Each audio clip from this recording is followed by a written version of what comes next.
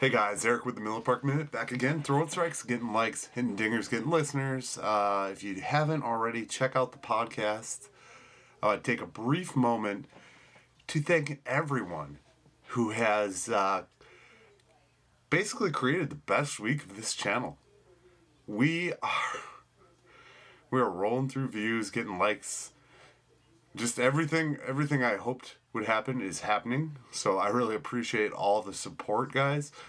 It's kind of humbling. It's really like that many people are watching. Like, one of my last videos got over 1,000, another one got 2,000. So I really appreciate that, and thanks for the support, and keep watching, I guess. And remember to subscribe. We're still aiming for 3,000 subscribers on or by opening day. So hopefully that happens. I'm going to talk briefly about our first game. And, well, we didn't have a game today because it was postponed. So there was some good, there was some bad. And, of course, we lost. So the good thing was, I think the sign system, once they got working, the electronic sign system, which they really just kind of dropped on us, but I think the electronic sign system seemed to work okay. I think there was a little bit of problem in the beginning of the game. It seemed like it took a little bit for Omar and Corbin to get on sync with that.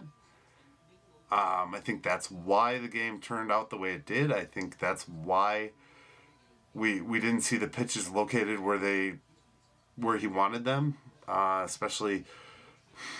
I don't know. That's what I feel. I don't know that that's what it was.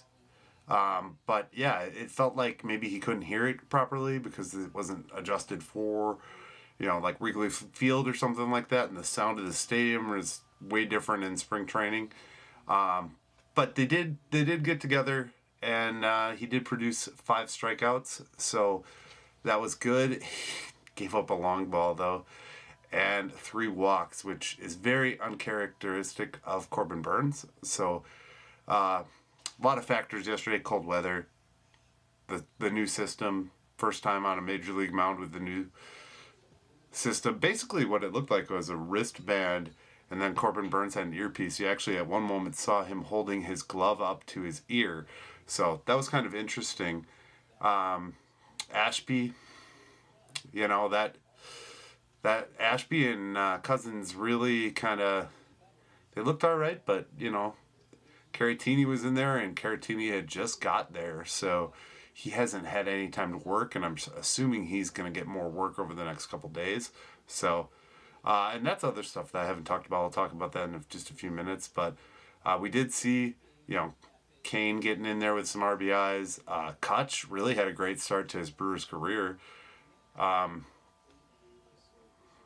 in all, I think the team looked pretty good. I mean, it happens, you're not going to win them all, and let's get that first L out of the way, I guess. But, yeah, so that's my thoughts on the game. I mean, not much to talk about. Opening day, kind of struggled a little bit in cold Chicago. It's to be expected. But I did mention Victor Caratini, and we kind of had an interesting 24 hours there. We went from Pedro Severino being the guy for the backup to Pedro Severino is gone for 80 games due to a suspension for performance-enhancing drugs, which he claims, I'm going to say claims, was part of a fertility treatment.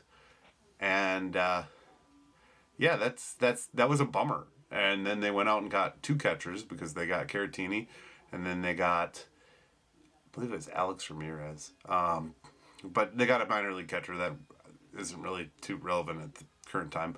So, Pedro Severino's out. Caratini's in.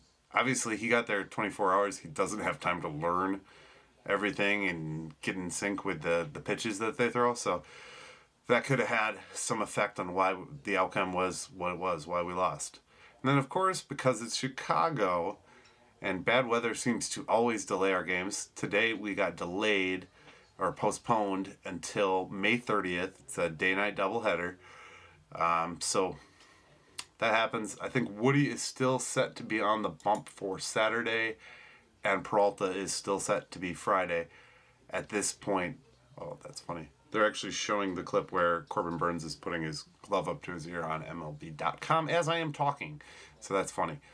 Other than that, the other thing I noticed, Clemente patches are out, and Kutch has one on the back of his hat. I thought that was a pretty cool thing, honoring Roberto Clemente. Anyone who's won the award can put that on the back of their hat. So, overreactions from opening day, I think there's been a lot of them. Yelich picked up where he left off. Yeah, the bullpen is thin. No, I think the bullpen woes really come down to the fact that Caratini had just got there. Corbin Burns is walking people. Yeah, again, this is not an Adam McKelvey article. We're at the start of a marathon, said Craig Counsell. So that says it all. I mean, he had a record last year. It was a record for a reason. It's rare that happens, that you go 58